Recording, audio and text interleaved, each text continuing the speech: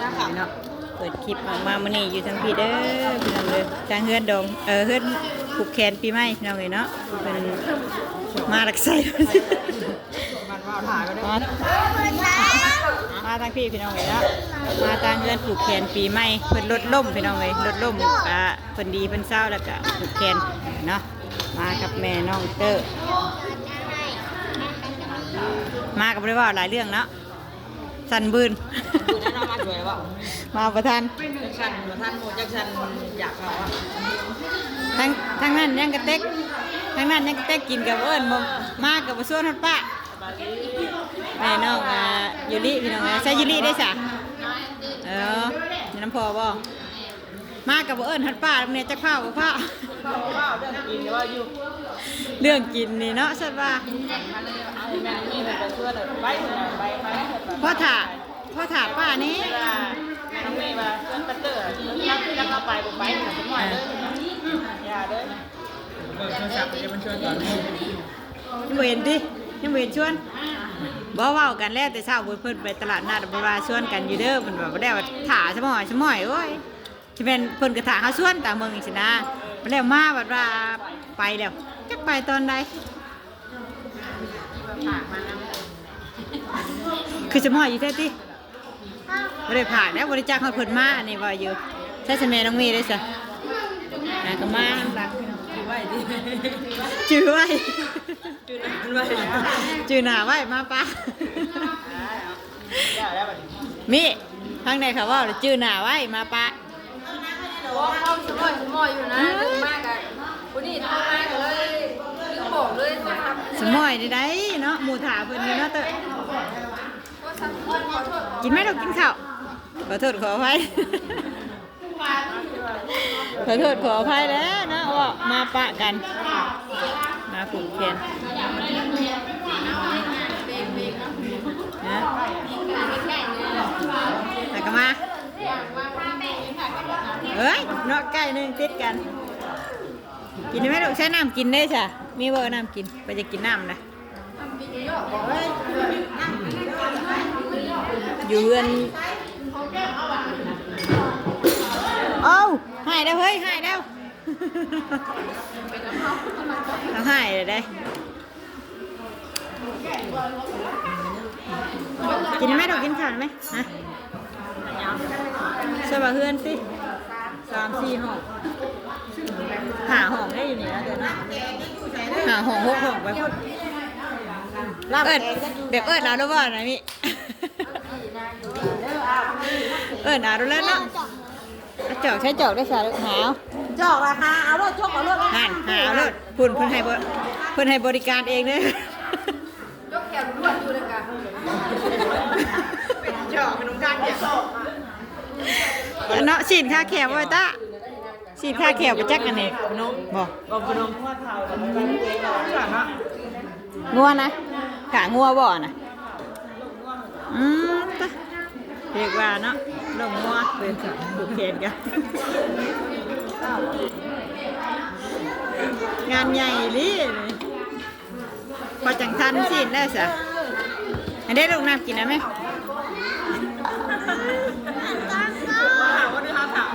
เฮาเนี่ยเถาเบิ่งช่วงนี้เฮานี่แหละเถา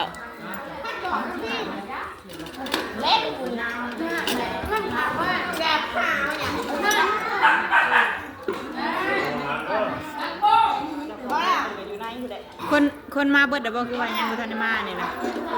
เมื่อน้ำปีคือว่าได้ทำมาสวยเติบเลยเนาะ8 โมงปลายเลยเขาก็8 โมงปลายให้มาจันว่าโมกับคุ้มมากเพื่อนเนาะ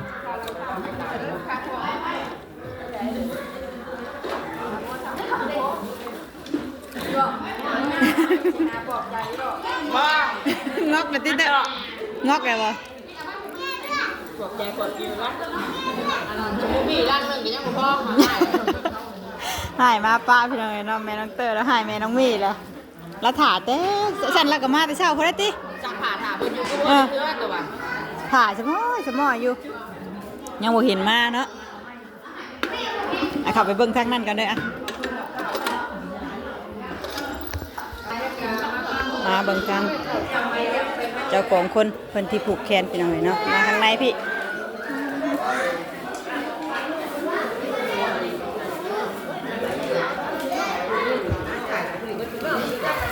น้องเนาะบรรยากาศในงานผูกแขนของผู้คนเพิ่นปีใหม่เพิ่นเลยผูกแขนต้อนรับเพิ่นเลยพี่น้องเนาะก็คือว่าเพิ่นพารถลบเฮ็ดมาตัดหน้ารถเพิ่นว่าเนาะเลยรถลบเลยดีเศร้าเลยมาผูกคอต่อแขนใส่กับปีใหม่เลยมันได้หมุนข้าวเลยเฮ้ยมันไม่เฮ้ยยังไงกิน เพิ่นย่อมาอยู่นอกคนเด้ไปกินน้ำเพิ่นแหละ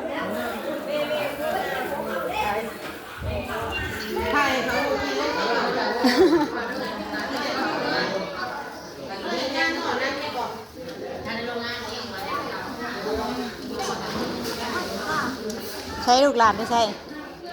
กูเห็นมาขับป้าเลยติขับป้าเพิ่น สบายแบบนี้เนาะสบายแล้วแบบนี้เขาที่ได้กินแห้งเลยแม่ทันแล้วขับป้าเพิ่นเนี่ยยายเลี้ยงหลานพอแม่เพิ่นมาแต่งเทพแล้ววะยังบ่ชันยาบ่เห็นย่อมาสองเทื่อแล้วจ้ะคือยังเต็มคือก็กินลายเนี่ยว่าคอยถ่วงอยู่เป็นยังเนาะทำเงินผูกไว้แล้วเงินผูกไว้คือเห็นใบกล้วยนึงแม่นบอกกล้วยแล้วคือกินลายแท้ใบกล้วยก็กินลายแท้จะอิ่มไปแล้วเนาะ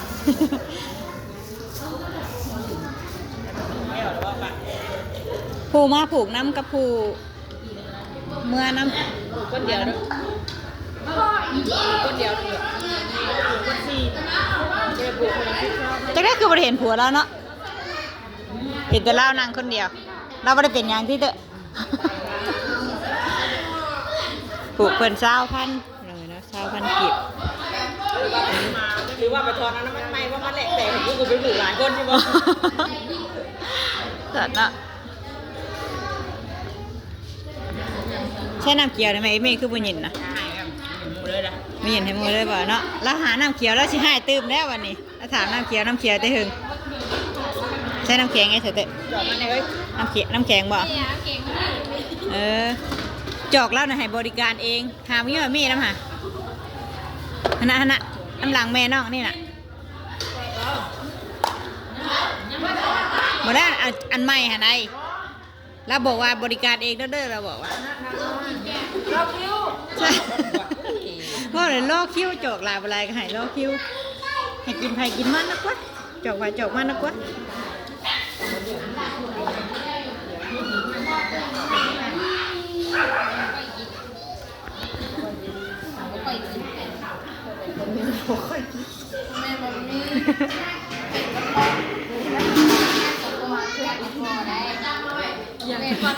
มันยังในกูก็มักเบิดบ่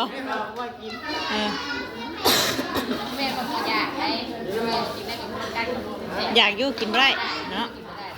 แต่แม่คนได้แล้วจะไปเข้าแบบกินได้วะไม่ได้กินว่าน้ำกินน้ำเกี๊ยวนี่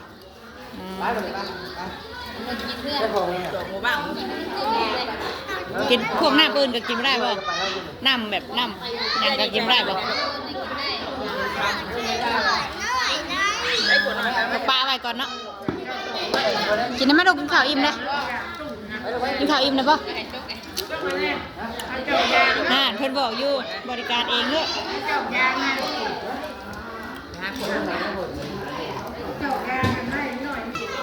แม่จอกให้หน่อยลูกอ่ะ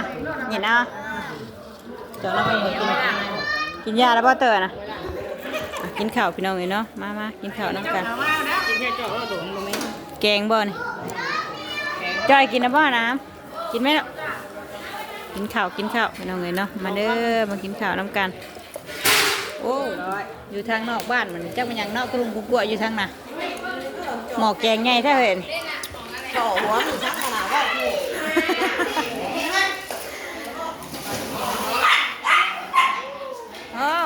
เสียงสังสนั่นอยู่นะหมอบันไก่ตอนนี้ครับบริมาบนครอบครัวเป็นไงแม่นความแม่นความแม่น้องอยู่ดิเอามารถจอกนะเพราะมันใหม่อยู่เนาะใหม่อยู่ทงอยู่ติเสร็จเอาแล้วก็พอเพิ่นใส่ถุงอยู่เนาะเพิ่นใส่ถุงยางอยู่เอาบ่ฮัมเอาบ่น้ำเขียวด้วยล่ะเอาไหม เอาก็จะสะอาดจองไม่เตี้ยหรอก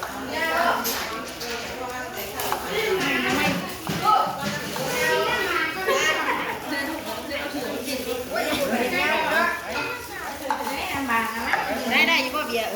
อามาแล้ว เอามาแล้วป่ะ มาแล้วเนาะจักลางจักหยังเอามาแล้วพี่น้องเอ้ยเพิ่นมาเลย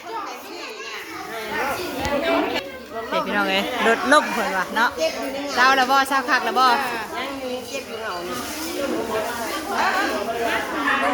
ล่มผู้เดียวเพิ่น ตั้นหนาลงมา มาบ่ได้เจ็บบ่มาน่ะ อ้าว สะนะผูกแขนรัดเอาเด้ๆบันดีเช้าแหละ ไปฉีดยาอะไรเราฉีดยากินเขาที่ว่ามันเป็นเหล้าเบิ่งเรื่องเมนมันโนกมาดิ เป่านำบ่ เป้าตั้งค่ายเพิ่นนี่น่ะตั้งค่ายเพิ่นได้ไปฉีดนะลูก ใครแน่ ใครแน่ได้เหนียวกระจับมันจับหนีได้ ปีใหม่ได้ติ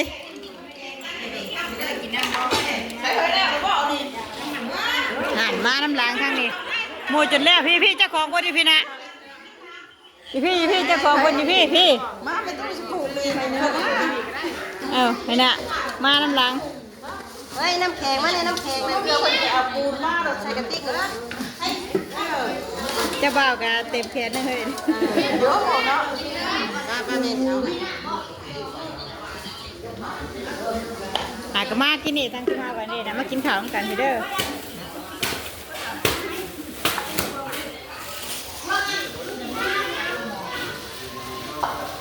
มาขายเคมาไม่ต้องสุดขายเคจะใส่น้ำมัน นั่นแม่พาไปแขน นึกไม่ลูกเคแล้วจักวัน ลูกสาวคนเดียวจะ12 ปีแล้วติ เขาเห็นน้ำมูลบ่ บรรยากาศนี่เนาะอยู่ทางนอกบ้านมันนี่มาไกลเติบอยู่พี่น้องเอ้ย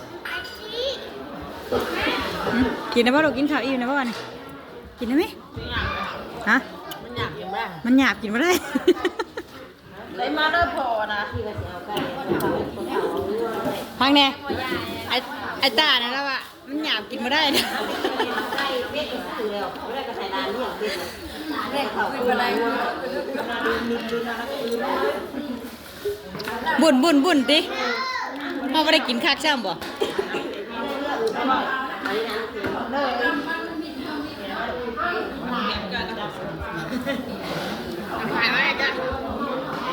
ดีใส่ผักอะไรเคยเราได้ปีใหม่ได้บาทนี่อยู่ดีไม่ให้เจ็บบ่ได้คงใส่มีเป็นเวลาได้เข่าเก็บกระเป๋าเจ้าให้ตื่นเต้นเด้อเอาได้ไหมเงินดอลลาร์เคยเห็นแล้วพอแล้วนะ รักอะไรผู้ว่าเพิ่นน่ะ น่ะเดี๋ยวตู้อุ้ม ยังเฮ็ดเวียกอยู่ มาตู้ถูกให้ดีเขียนให้เห็นยังเป็นตู้เงาอะไรวะ ธรรมดาเด้อเนาะ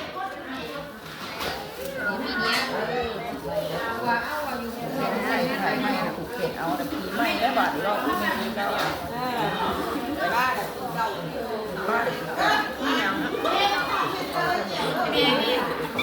เฮ็ดยังอ่ะเฮ็ดยัง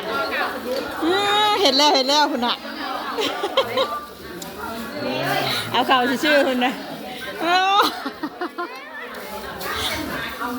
เมน้องมีน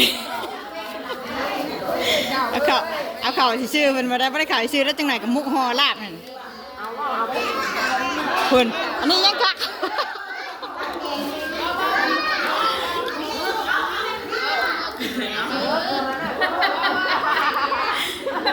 จ่าช่องทงโอ้ยงานนี้มีมุกมีห่ออีกพี่น้องเอ้ย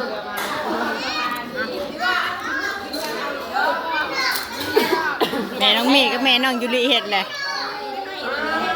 กูละมุกกูละห่ออ่านลูกเต้าให้ห้องเอาแม่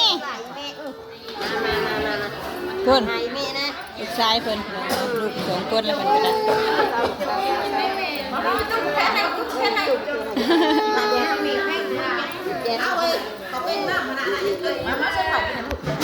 จักไผ่ทางนี้ก็ปลูกให้ยังอันนี้ให้ยังอันนี้โอ้เหลื่อมแท้ ลูกไปเช้านุ่มไปกินมิแม่นุ่มไปกินมีเจริญ จ้องรับกันว่ายังก็จักหน่อยช่วยๆได้ไหมน้ำกันเด้อเราว่ะตั้งวงอยู่ใช่เหรอ เดี๋ยว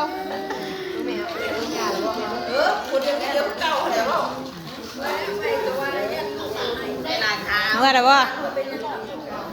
สิเมื่อไรกินอิ่มเลยบ่ข้าวนะเนาะ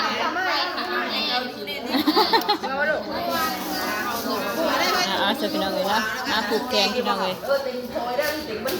เอากะสิขอจบคลิปไว้สำนี้กันเลยมาปลูกแขนปีใหม่พี่น้องเลยกายสบายใจดีๆไม่แห้งมืดสุขทุกคนปีใหม่พี่น้องเลยต้อนรับปีใหม่ไปแล้วพี่น้องเลยลาพี่ลาน้องซ้ำนี่ล่ะ